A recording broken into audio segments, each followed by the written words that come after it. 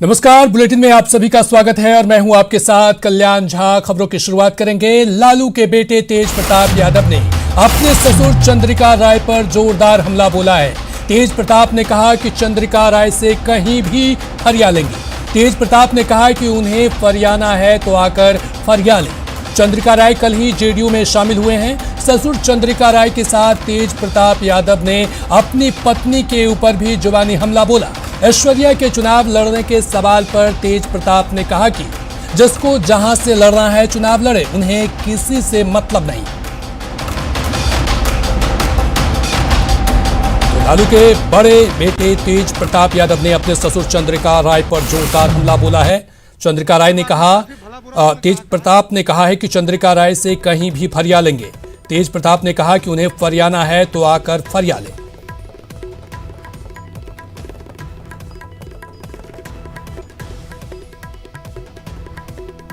चंद्रिका राय कल तेज प्रताप जी ज्वाइन कर लिए हैं जदयू।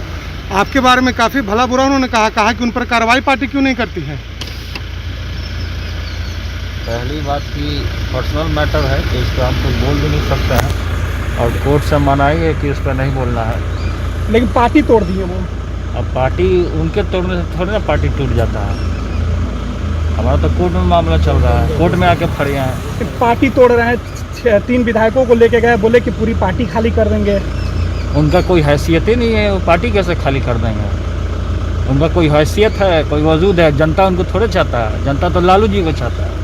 उनके जदयू में जाने से कुछ फायदा होगा जदयू को? कोई फायदा नहीं। और जेडीयू के कितने विधायक हमारे संपर्क में ट्वीट करके हमारे पास आने वाले हैं। 4-5 दिन में हम आपको न्यूज़ देंगे। चंद्रिका राय की नाराजगी तेज प्रताप यादव से है। उन्होंने साफ तौर पर कहा है कि तेज प्रताप यादव ने उनके खिलाफ में चुनाव में आदमी नेता उतारा, उम्मीदवार उतारना उतार ले। कौन चंद्रिका राय, कौन फंद्रिका राय, उससे हमको क्या मतलब है। उनका कोई हैसियत औकात है क्या हमारे सामने खड़ा होने का? उनको औकात है तो आइए हमारे गेट पे फरिया लेते हैं। औकात है, उनका औकात है चंद्रिका राय को, औकात है तो फरियाएं आके। कहा जा रहा है कि ऐश्वर्या राय भी चुनाव लड़ सकती हैं। अरे जिसको लड़ना है लड़े, वो लोग से हमको क्या लेना देना। हमारा कोर्ट में मामला चल रहा है, उसी समय हमारा संबंध खत्म हो गया था। लेकिन चुनाव में हर एक तरीके से कमजोर हैं, सारे सबूत हमारे पास हैं। वो तो नारी है तो नारी का हमने सम्मान करने का काम किया। मेरे पास बहुत सारे वीडियो क्लिप्स हैं दिखाने के लिए। चलिए अब आपको सुनाते हैं तेज प्रताप के ससुर चंद्रिका राय का वो बयान जिसके बाद तेज प्रताप ने हमला बोला है। पारिवारिक वजह थी वो तो अलग बात है, लेकिन चुनाव को लेकर हो रहा है कि क्या आपकी बेटी भी चुनाव लड़ने वाली है? देखिए, चुनाव लड़ने की बात जहाँ तक है, कोई भी व्यक्ति जो वयस्क हो गया है, 25 साल का है, अब पागल नहीं है, वो चुनाव लड़ सकता है और बैंकरप्ट नहीं है, ये भी लड़ सकती है।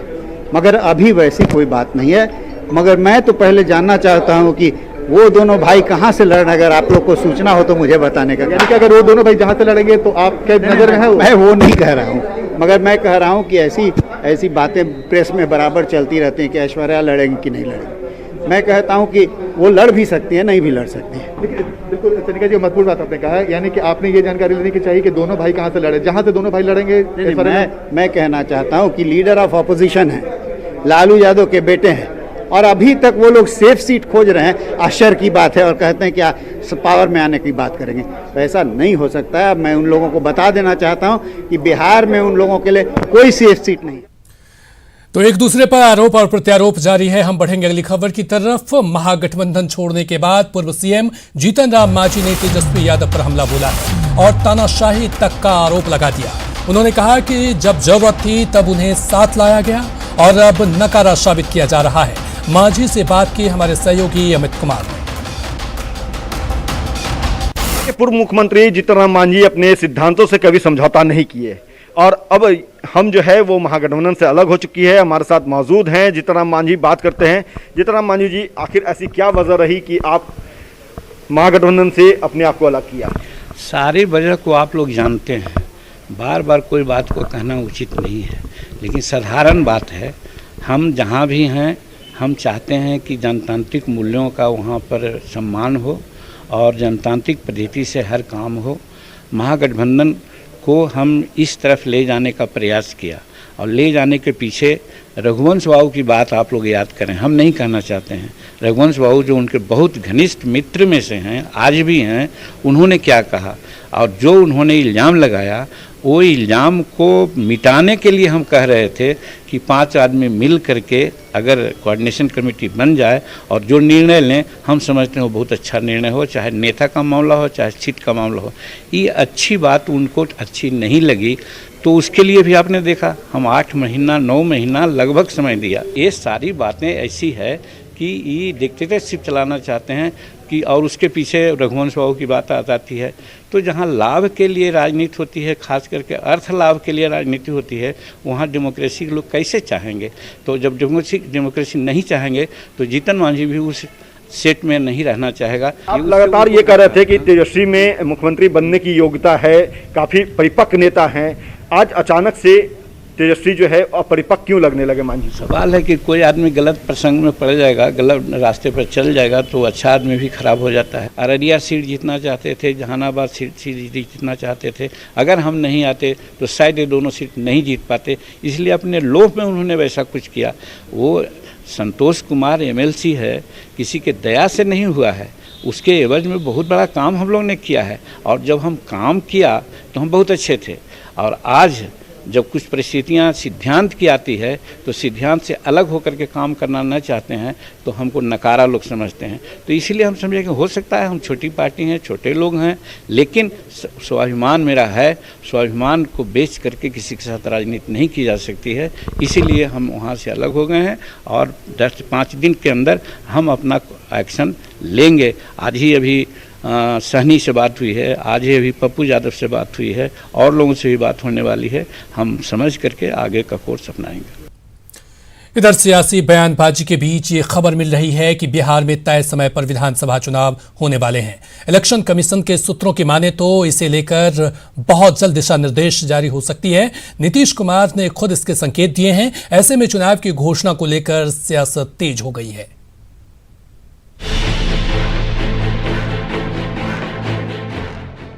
बिहार में इस साल तय समय पर चुनाव होंगे। चुनाव आयोग से मिली सूत्रों के मुताबिक ऐसे ही संकेत मिल रहे हैं। वैसे गुरुवार को मुख्यमंत्री नीतीश कुमार ने भी कुछ ऐसा ही कहा था। पहले सुनिए नीतीश कुमार का ये बयान।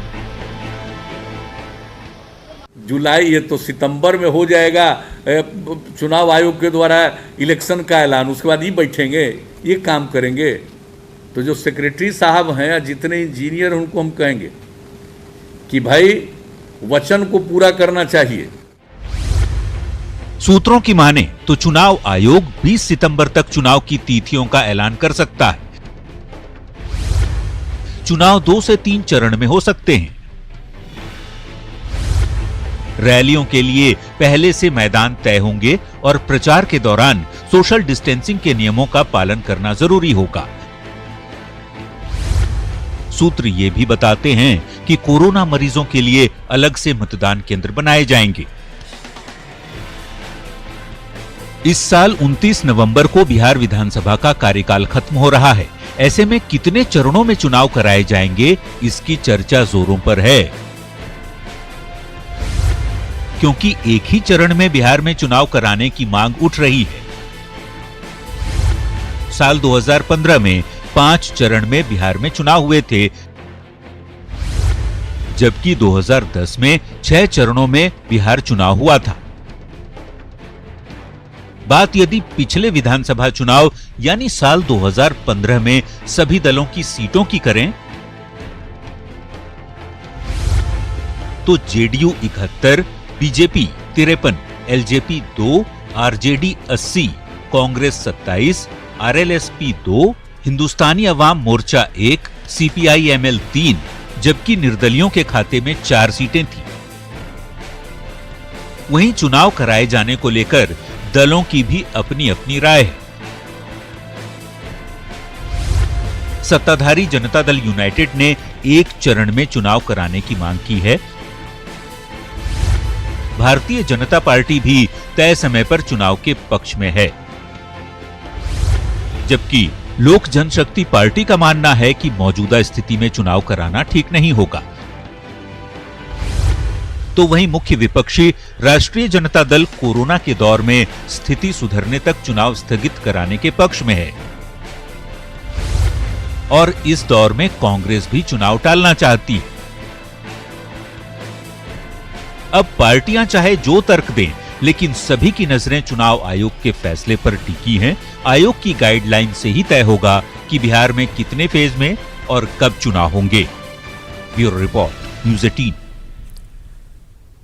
तो बिहार में चुनाव की आहट से सियासत गर्म होती जा रही है। सभी पार्टियों की ओर से प्रतिक्रियाएं आ रही है।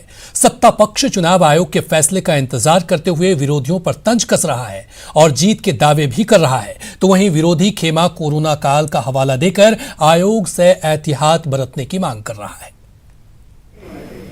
भारतीय जनता पार्टी के लिए यह कोई मैटर नहीं करता है। चुनाव आयोग जब भी कराए, हमारा संगठन मार्च से पहले बन के तैयार था और जो परिस्थितियां जैसी बनेंगी, चुनाव आयोग जो फैसला लेगा, भारतीय जनता पार्टी पूर्ण रूप से साथ। चुनाव की तारीखों को लेकर राजद या कांग्रेस जैसी पार्टियों को परेशान होना चाहिए। जब भी चुनाव होंगे पूरी मुस्तैदी के साथ न केवल हम लड़ेंगे, जनता का आशीर्वाद हमारे साथ है, इसलिए इस लड़ाई को मजबूती से हम जीतेंगे।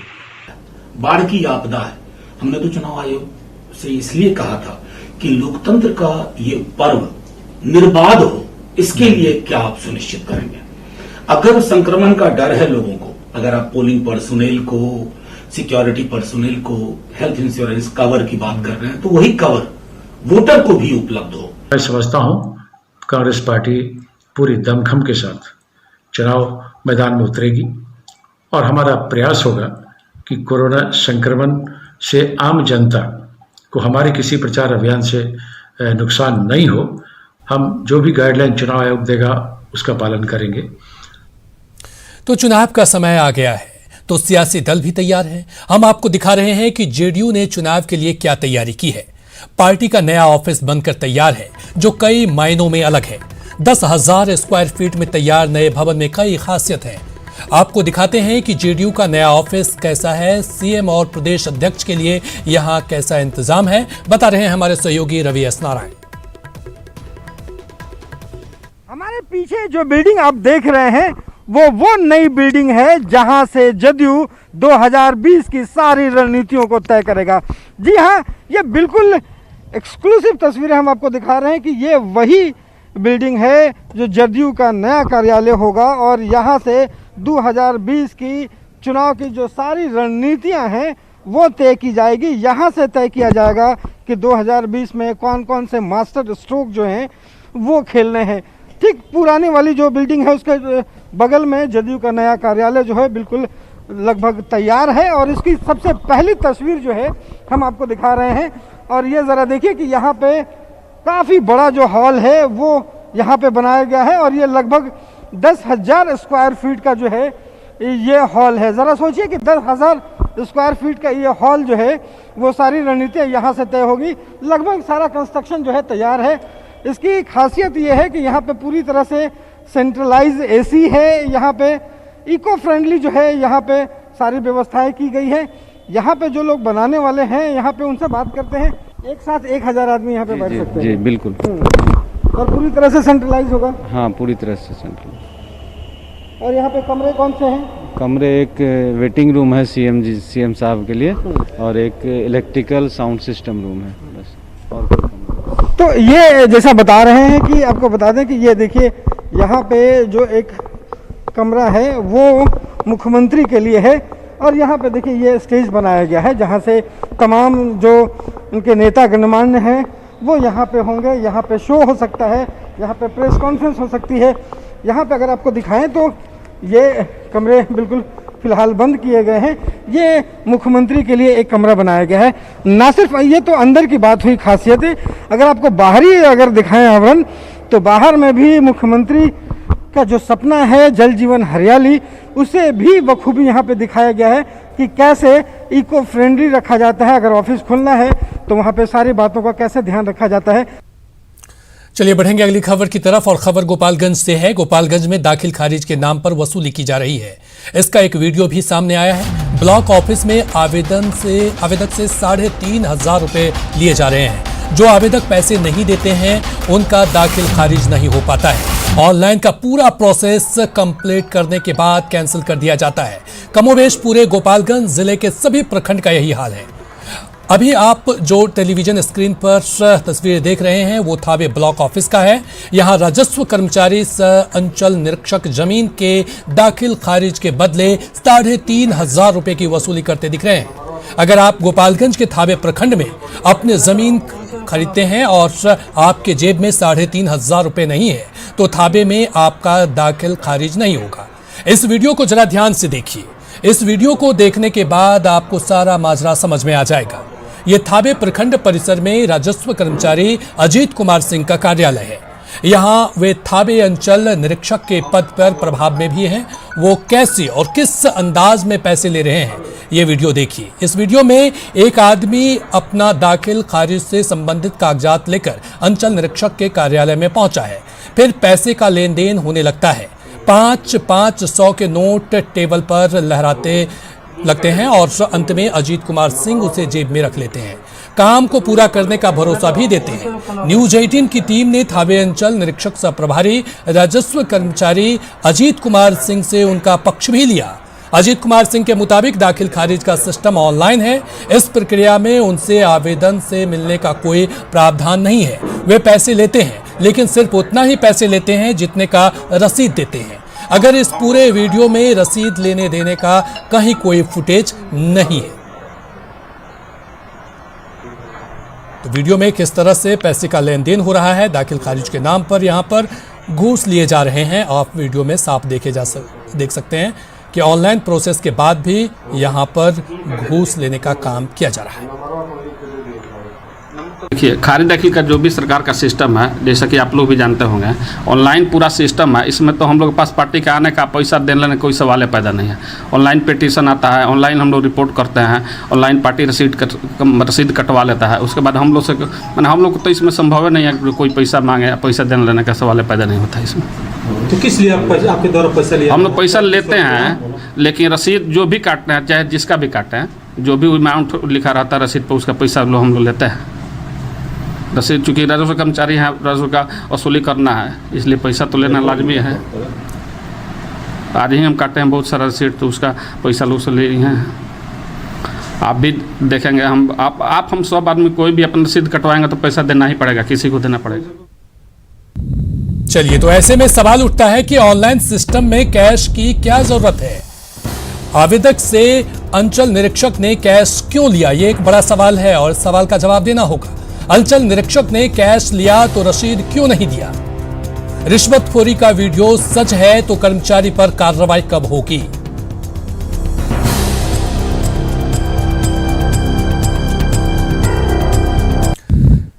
चलिए अब बात कर लेते हैं बाढ़ की। समस्तीपुर में बाढ़ प्रभावित इलाकों में राशन पहुंचाना बड़ी चुनौती बन गई है। कल्याणपुर और बिथान में नाव के सहारे प्रभावित इलाके के लोगों तक राशन पहुंचाया जा रहा है। नाव पर ही जन वितरण प्रणाली की दुकान लगा दी गई है। नाव पर ही पॉस मशीन और इलेक्ट्रॉनिक तराजू ले जाया गया और लोगों को राशन दिया गया। समस्तीपुर के डीएम ने बताया कि कल्याणपुर के नामापुर और कलौजर में अनाज पहुंचाने में दिक्कत हो रही थी, जो मुजफ्फरपुर के रास्ते अनाज पहुंचाया गया। ऐसे में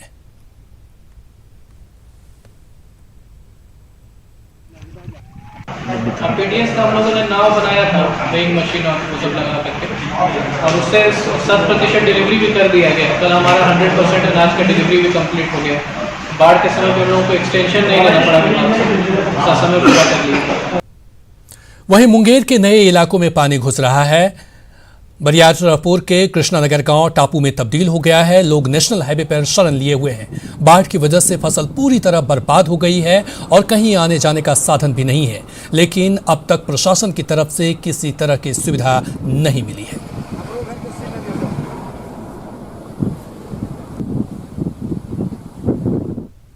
वहीं भागलपुर में गंगा के जलस्तर में लगातार बढ़ोतरी हो रही है। कहलगांव और इस्माइलपुर में खतरे के निशान से गंगा ऊपर बह रही है, लेकिन राहत की बात यह है कि भागलपुर में गंगा अभी खतरे के निशान से 38 सेंटीमीटर नीचे है। भागलपुर में गंगा के बढ़ रहे जलस्तर का जायजा लिया हमारे सहयोगी राहुल कुमार ठाकुर ने। भागलपुर में गंगा के जलस्तर में लगातार इजाफा हो रहा है। डाउन स्ट्रीम कहलगांव की बात करें या फिर नौगछिया के इस्माइलपुर का, वहाँ जो है गंगा का लेवल जो है वह खतरे के निशान को पार कर गया। लेकिन भागलपुर शहरी इलाके का हम दिखाना चाहते हैं, केंद्रीय जल आयोग के द्वारा जो रिपोर्ट दिया जाता है यह डेंजर लेवल है जो 33.68 मीटर के पास में है, और जबकि पानी का लेवल जो है 30 के आसपास में पहुंच चुका है। तो कह सकते हैं कि अभी यहाँ से लेकर यहाँ तक जो है वह जो है खतरे का निशान बचा हुआ है। तो 10, 20, 30 और फिर 8 कह सकते हैं कि जिस तरह से लगातार गंगा का जल स्तर बढ़ रहा है, 38 सेंटीमीटर अभी जो है गंगा खतरे के निशान से नीचे बह रही है। और जब यह लेवल आ जाएगा तो उसके बाद जो है गंगा शहरी इलाकों में प्रवेश करने के साथ ही भारी तबाही भी मचाएगी। सहयोग कैमरामैन राजीव सिंह के साथ राहुल, न्यूज़ 18 भागलपुर। और न्यूज़ 18 बिहार झारखंड पर खबरों का सिलसिला जारी है। आगे देखिए जोहार झारखंड।